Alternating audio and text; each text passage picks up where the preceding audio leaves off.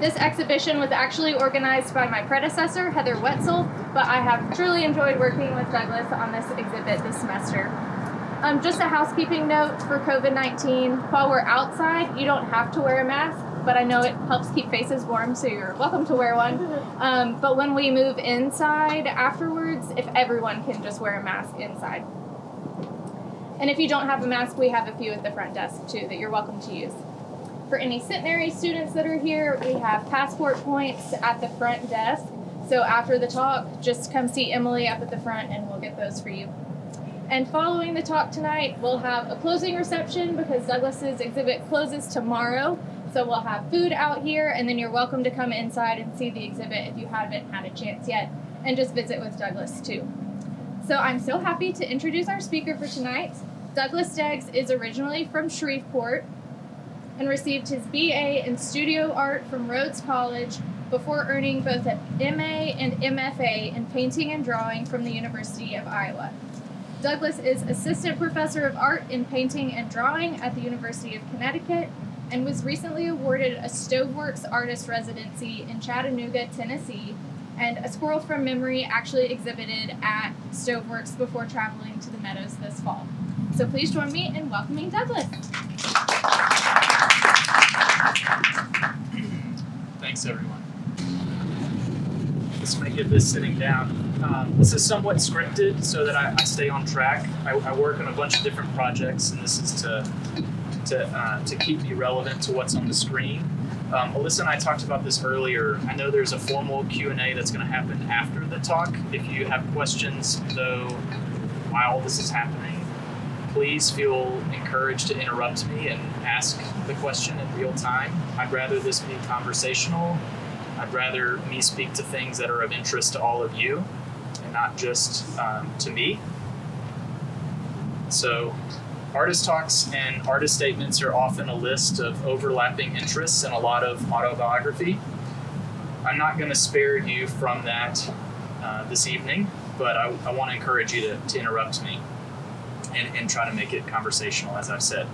So I thought I would start with some contextual information on what I do in the studio. So for a moment, I'm going to point away from the works that are in the Meadows Museum and talk about just what my studio practice looks like in more general terms. Can everybody hear me okay? Mm-hmm. Does it feel like I'm yelling? I feel like I'm yelling. Okay. Thanks. So Benita Roy is a speaker, educator, and philosopher I've been following for a few years now. And she's interested in complexity theory and integral theory and the ongoing evolution of human consciousness. And these are all things that I don't understand. But she visited a class that my colleague teaches, and I sat in, and she encouraged me and all of my students that were present to live with curious objects. And I wasn't sure what that meant initially, but I think what she meant simply was that we should live with objects of contemplation and of wonder. And so I think about that often in the studio, and while it's certainly not a new idea, it seems to cut right to what I love about maintaining a studio practice. So I go to my studio practice to ask questions, to be surprised, to learn something new, to learn something old, and to exercise my imagination and curiosity. So what I want to emphasize from this list is that my studio practice is a space in my life to show up confidently, not knowing what I'm doing. And there are not very many spaces in our lives where we get to indulge that. And for me, I get a lot of that out of my studio practice. So it requires a lot of openness and curiosity, and that feeds my teaching, which frankly, I've found that I'm just as passionate about teaching as I am about art making. So what's on the slide in front of you is work from about 10 different painting and drawing projects that I've been engaged in fits and spurts over the past 10 years. And I wanted to share this particular slide with you. Kind of gives a smattering, a smorgasbord of what I'm up to identify this thing that's really important to me. And that's this idea of style. It's something that my students talk a lot about. Many of them aspire to have style, and I tend to discourage them from entertaining that desire, and that is a mission of the studio practice. So style, in the many different ways we might define it or map it, is fascinating to me, and it, for me, is a conceptual space within which I can ask questions that feel important and that engage, I think, in a sincere way with painting and painting history. So, to my mind, style is both a wholesome pursuit of finding one's artistic voice, right? Finding one's way of making in the world, but it's also a questionable pursuit of visual consistency, and in the end, a desire for effective branding. So for me, I work across a bunch of different projects to frankly think a little bit about the complicitness historically of painting in the market. So how do I engage ideas about style and expectation of visual consistency in a way that upends and enriches that engagement with audience, with marketability, with a collectorship, with interest in the work. So how do I keep the studio fresh and not beholden to the market and style as a concern? So on to the work that's in the Meadows, A Scroll from Memory. The title of the exhibition is the title of my talk. It's the title of my most recent studio project. And it's about being in my body, being in Connecticut, rural Connecticut, where I live now. As Alyssa said, I teach at the University of Connecticut. And I'm there and disconnected from this place. So A Scroll from Memory is just a way for me to playfully and hopefully poetically think about home as this disembodied and way of feeling connected to people. My family's here. My high school art teacher, Bill Jingles, is here, who set all of this in motion. Thank you, Bill.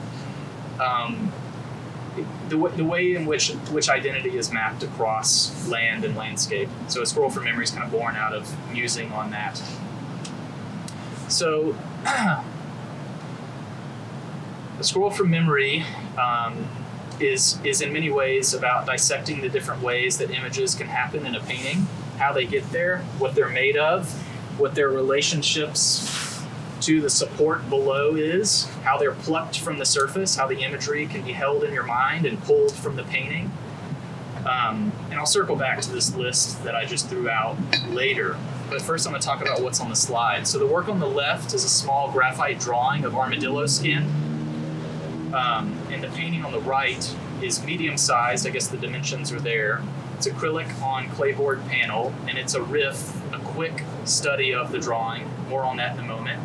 But I want to share a brief statement. The smaller works on paper that I make are more literal and time-intensive translations of printed photographic images, mostly of northern Louisiana landscape, fish, small game, and rodents. These photographic images are digitally prepared, occasionally collaged, and present a far more articulated visual language than the paintings. The drawings are my way of studying an image and internalizing it, and putting it to memory, if you will. The paintings are either crafted from memory, with whatever is held onto from the preparatory drawing process, or they're approached in a fast-paced and painterly way, much like a study. So in some respects, I'm inverting the historical function of drawing. All my labor and time and intention is sort of buried in the drawing, and then the painting lives as notes on that more labor-intensive drawing. So the paintings happen real fast, and the drawings are very, very slow. I'll try to start moving more quickly, so there's hopefully more stuff to look at. So, sorry, y'all. I'm particularly interested in how the paintings undo the drawings, and in thinking about how these disparate modes of working posit the work somewhere in between the paintings and the drawings. And what I mean there is that I'm making both of these things, looking at them side by side in my studio and imagining something in between them. You know, what might happen if you mush them together and they made another thing. Because they're so divergent, I think they ask for compare and contrast to happen. I mean, that's my hope for you all when you see the work, that you engage with it that way. How could these two things make something that make sense of their relationship. Okay, so my hope, I've already said that part. All right, next slide.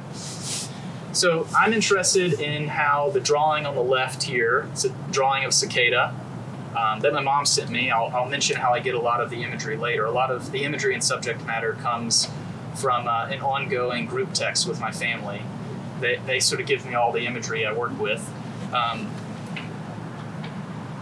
So that's very much so like the photograph my mom took. Again, more on that later. So I'm interested in how the drawing on the left says something about time, it says something about labor, it says something about skill. What I mean by that is technical skill, like finesse with material, and also about traditional art processes, art materials, and value systems. Basically, I think this, for me, embodies like the blood, sweat, and the tears of the artist, and then the painting on the right feels kind of slapdash and maybe lazy by comparison. And I love that as a foil. So I'm interested in how the painting says something totally different. And I'm not quite sure what it says, but I'm curious how it says it. So the collision and contrast is what I find compelling, right? How to hold dissonance in the studio in front of these objects I'm making. So more recently, I've been thinking about these works existing as an argument. I don't mean that it's a verbal argument, but one that's nonverbal and visual. So how does an argument exist as a visual manifestation in the form of a grouping of objects? So the drawing on the left is from fall 2020, so about a year ago, and then the painting on the right was made this September. And the title is a playful riff on two shakes of a lamb's tail, right, which has to do with speed. And here it's two snakes of a squirrel's tail. And so I approach all of my paintings a lot like a collage artist, where I drop one image on top of another image on top of another image.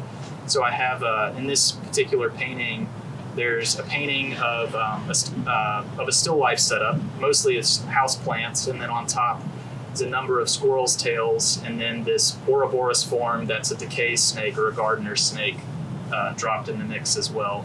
So that's where the name of that painting comes from. So the drawing on the left is a close cropping of an open fish mouth. It's a white perch caught by my father. And then there'll be a related bass drawing that's similar that I'll mention later. So I'm really interested in working with very recognizable forms, and then through close cropping, arriving at abstraction. So one of the other things that I'm very fixated on in the studio is thinking about the self as selves, like how we are inherently of multiple minds, and those multiple minds or even attitudes can be at conflict with one another. So how do we hold cognitive dissonance in ourselves, and how can I ask my studio practice to hold cognitive dissonance similarly is of interest to me.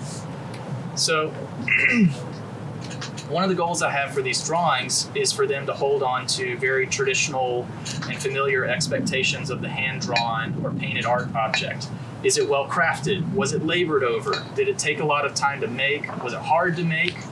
Does it make for a good and convincing representation of something recognizable? So my hope is that the drawings reverently support those expectations, and then the painting is there to undo them. So another thing that I love about a studio practice, particularly one where you are working analogly, is that it's inherently slow. I like the slowness of making a painting and a drawing because it allows me to sit with an experience and savor it. It allows me to relive the thing for as long as the painting or drawing is alive. So this next thing I'm going to say you all won't be surprised by. Another thing I'm interested in, everybody can still hear me okay? I know I'm talking kind of fast. If you want to interrupt me and ask me about something that's on the screen or I've said, please do. So I've long been interested in why we fetishize skilled labor and hard work in works of art. I think that's fascinating, and I don't say that in a dismissive way. I'm deeply curious why we like that. And I mean the disembodied collective we. Why is it that we want to look at something that is difficult to make that maybe we ourselves couldn't make? I know if you're an artist or you're a creative person at all, you know about those parents that run around talking about how their kid could make that thing. For me, I heard that early on in my college career, and I was an abstract painter exclusively early on, and so I think about that often. And I think about why it is that that comment is formed and then shared. And I think painting is a great place to question that question because it has a history and long-standing tradition of works that exhibit extreme skill. So anyway, my studio practice exists for me to have these philosophical musings and pair them with me reflecting on my connection to family and landscape and Shreveport, Louisiana specifically. So I love that about my studio practice because it is as full and as complex as I need it and want it to be. So these things exist, in most of the objects I'm making. So another thing that's emerged more recently, and I think you can see it with the painting on the left, which is kind of notes on the drawing on the right. That's a drawing of my belly button on the right, and then an abstraction of it on the left. One of the things I'm preoccupied with now is how to do something poorly well. And I don't have an answer for that, but it's something I'm interested in front of these paintings. How do I make something that flirts with being bad but is somehow still good? What is that? What does it look like? How do I know it when I see it?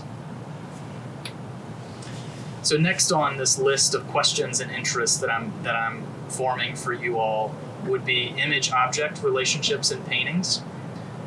It seems to me that the more you tend to an image in a painting, the less you tend to its objectness or its sculptural qualities, right? And then the converse is true, right? The more you tend to the objectness, the less you tend to the image. And so I like thinking about this continuum, and you all can see this in some of the paintings. This one's in the show, and I think does what I'm about to say, I think, in a way that I'm excited about. I want my paintings to be situated awkwardly in the middle of that continuum, to be a little bit about the image and a little bit about the object and confused as a consequence. So, it's a drawing of a catfish on the left caught by my father, and then that's a little bit of fishing lure coming into the frame. It's a little washed out on the screen here, but you all can see it inside. So I wanted to talk a little more about the imagery and subject matter, where it comes from. I mentioned this, my family's ongoing group text. Mom, dad, brother are part of it. So since 2019, I've been working primarily from these cell phone photos supplied to me by my family. Most of them come from my mom, some of them come from my dad, some come from my brother. And it's just their way of showing me the cool stuff that they're up to and keeping me up to date on what I'm missing out on. So it's a family affair. And I keep a treasure trove, this big folder of just family cell phone photos, and I digitally prepare them to be printed and eventually print them out and make a drawing looking at that printed photograph. So the drawing on the right is a night blooming Cirrus. It's a doubling of a single image taken by my mom of this flower. And the painting on to its side is not a direct riff on it. It's more of just a bunch of tangled lures and fishing line. So all of the drawings are graphite on paper, and they're all on 7.5 by 5.5 inch sheets of paper. That dimension is kind of arbitrary. It's just a 1/16 of a full sheet of paper. I'm just folding it and cutting it down. And then the paintings vary in size and format and in surface. I like to mix up the painting support to make the painting more challenging to make. So what's on the slide now is a drawing on the left. It's a jackfish, which, as my dad has told me, is a not desirable fish. You can catch them, but typically they're not eaten, so they're less desirable as a consequence. And this is a drawing of that fish in his hand, closely cropped after he dropped it into the bottom of the boat, and it has like gunk stuck on its eye. So that's what the sinusoidal thing moving through the eye is. It's a piece of grass stuck to its eye. And then the painting on the right, which is playfully called I Saw the Stars and I Don't Know Their Names. It's a way to talk about knowing and not knowing what I'm doing. The painting's supposed to be a loose reference to bobbers on a fishing line. so colored corks on a fishing line. So I think of my studio practice and the studio classroom by extension as a site of perpetual learning. I love learning new materials and frequently find myself exploring new ways to build a painting and bumping into the edges of my own facility and familiarity with a particular material or process. And I find that setting some parameters in place before beginning work is extremely helpful. If some decisions are made early on, like simply choosing a particular size and shape of the painting surface, for example, I'm able to more fully or more freely juggle chance operations and unwieldy materials. If you all have worked with paint, you know it has a mind of its own, requires a kind of collaborative approach. You gotta let the painting talk back, as some of my art teachers have told me. So once you've set a painting in motion, it sort of tells you what it needs. So here's another pairing of a painting and a drawing, which I'll stop doing shortly. Painting on the left is a highly abstracted painting of this tree that had a bunch of yo-yos hanging on it and some catfish dangling from those yo-yos. If you all don't know what yo-yos are, they're like the yo-yo you would have as a toy mounted to a tree that's spring-loaded, and it'll yank when it's baited and catches a fish. It'll pull the fish out of the water. So this is a painting of that. And then I mentioned the fish mouth painting. That's a bass, drawing of a bass on the right. So a lot of times, as I've said, the drawings come first, they're slow, and then I'll make paintings in response. This is a good, very didactic version of that, right? The drawing happens on the left, and then this was the painting I made not immediately after, but in response to that drawing. So you can see how the translation, the migration from drawing to painting really changes things, right? Really reflects a kind of looseness and lack of concern for maybe local color or proportionality. They're kind of loose in comparison.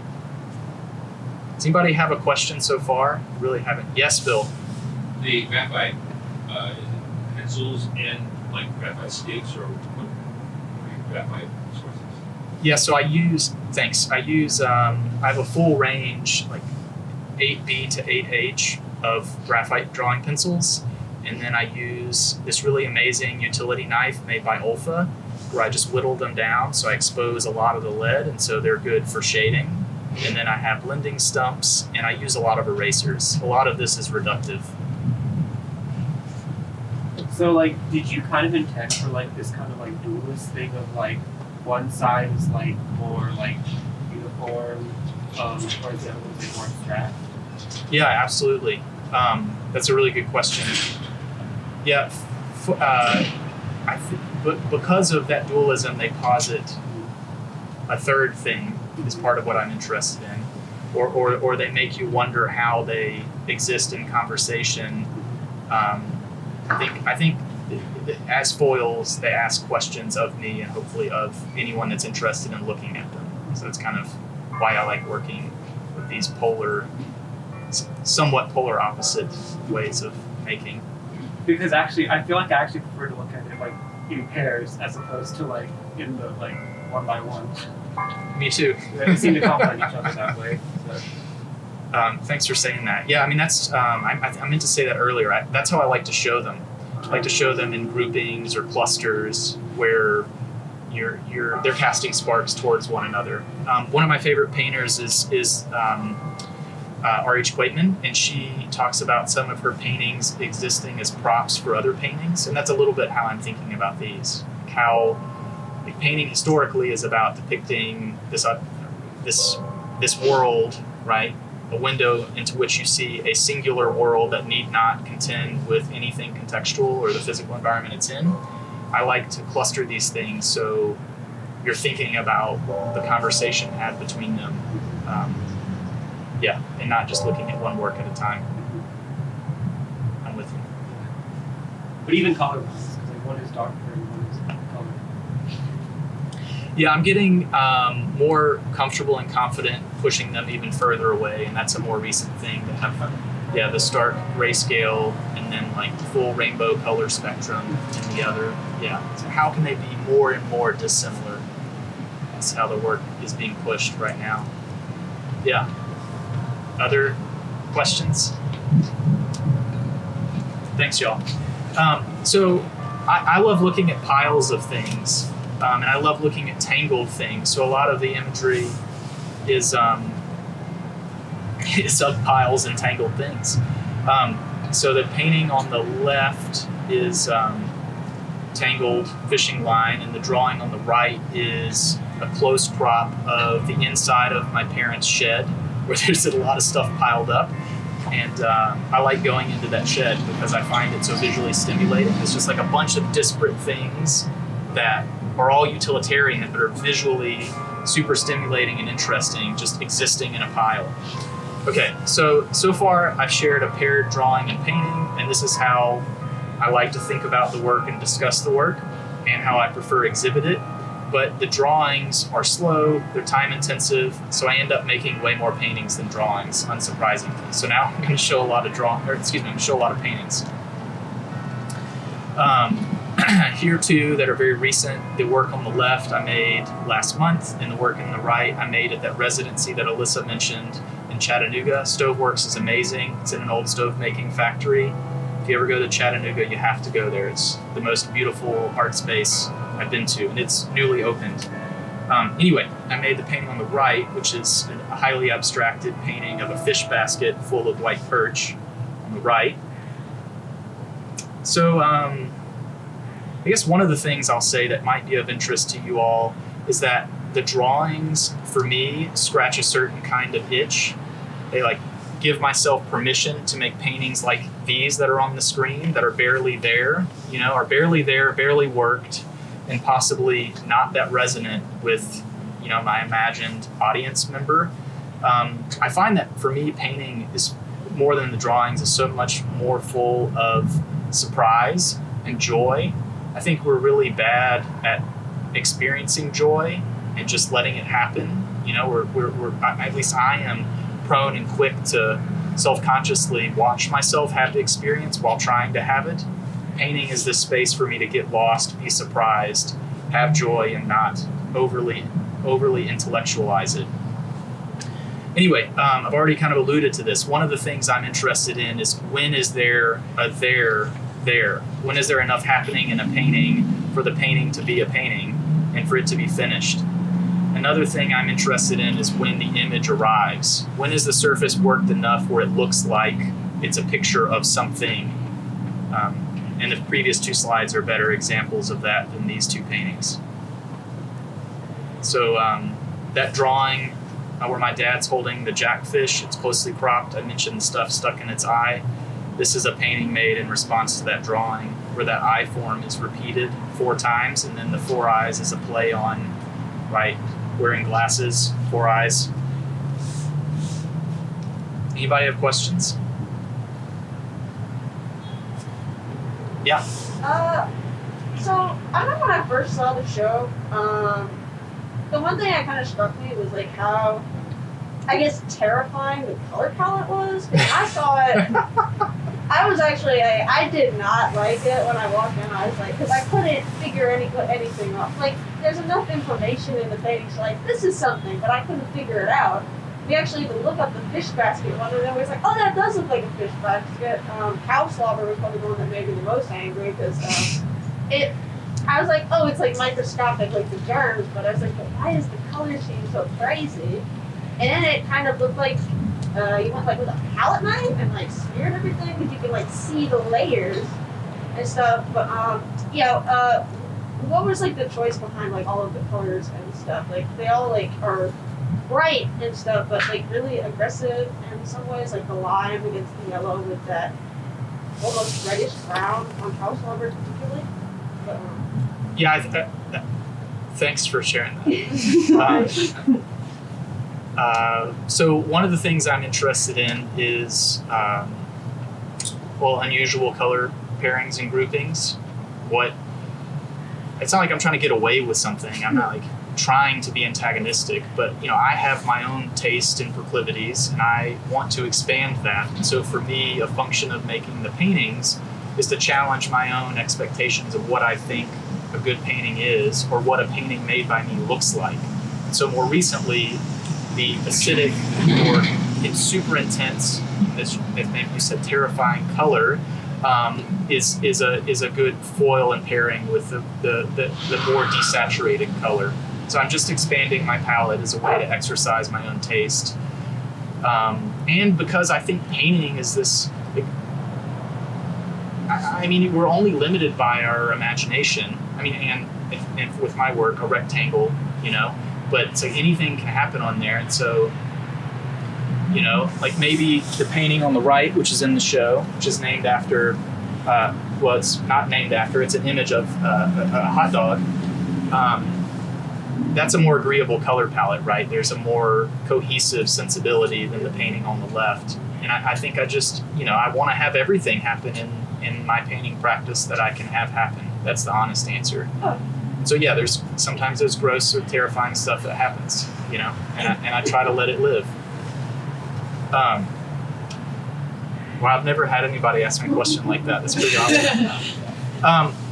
So I lived in Chicago for a while. I taught in the Chicago suburbs, and I lived in the city, and I really like hot dogs. I grew up eating Vienna sausages, and Vienna beef, one of their factory locations, is in Chicago. And in 2018, they opened a museum, a hot dog museum, and it is awesome.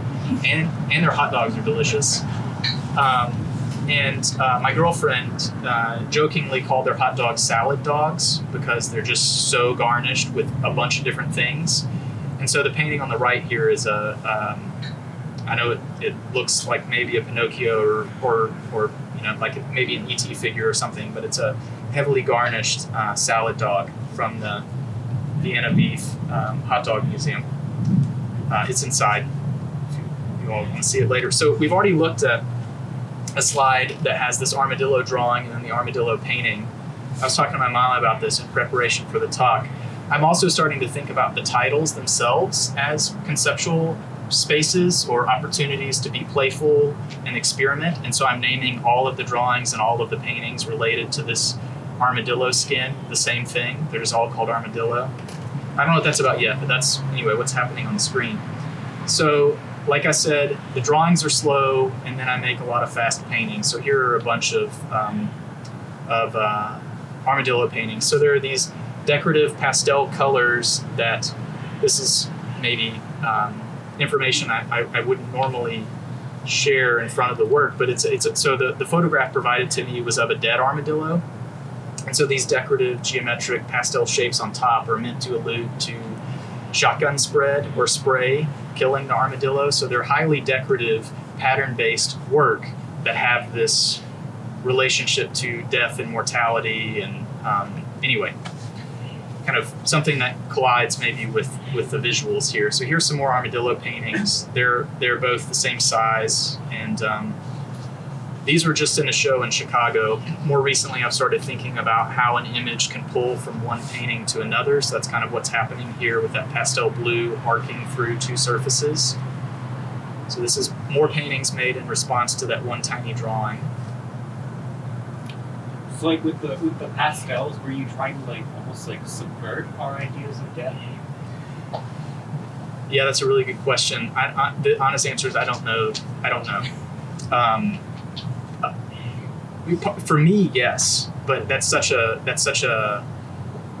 like I said, I wouldn't normally share that. I mean, I think about pattern and pastel color being linked to things that are approachable and also decoration. So not maybe a space where you're thinking about intense subject matter like death of an animal.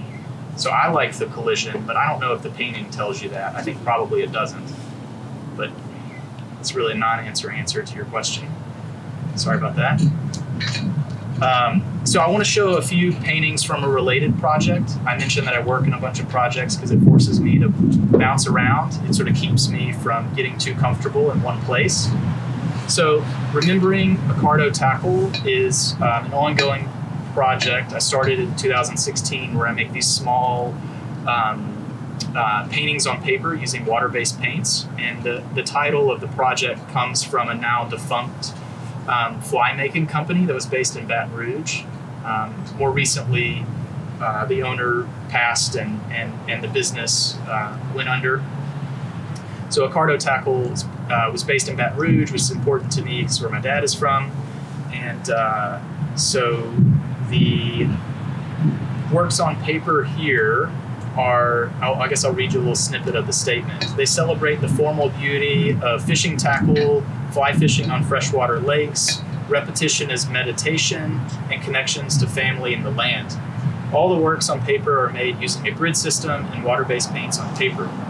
So a lot of these paintings are my own version of thinking about the space of the window pane, right? When you look at a window pane, you can see through it, beyond it. You can see the surface. You can see stuff stuck to the surface. You can maybe see your reflection in it as well. It's a thing. It's a space. It's a thin plane that holds a ton of complexity, right?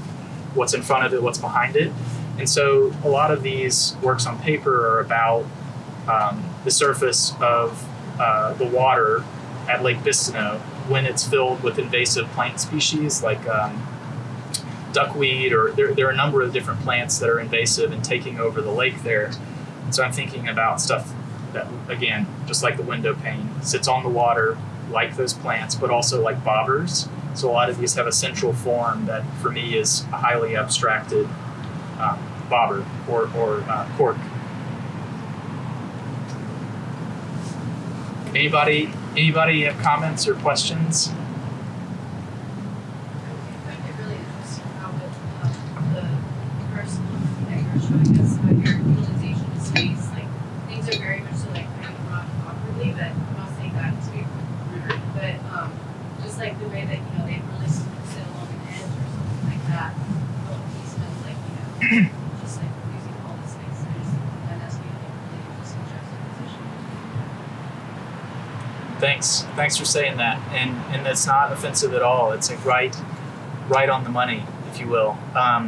So one of my favorite painters is Amy Sillman. I know the people I did studio visits today with, I asked, you know, who's your favorite artist? Mine's Amy Sillman, and she talks about like why paint? Like what does painting offer? What can you talk about in painting that maybe feels specific to the discipline? And it's things like ugliness or things like awkwardness.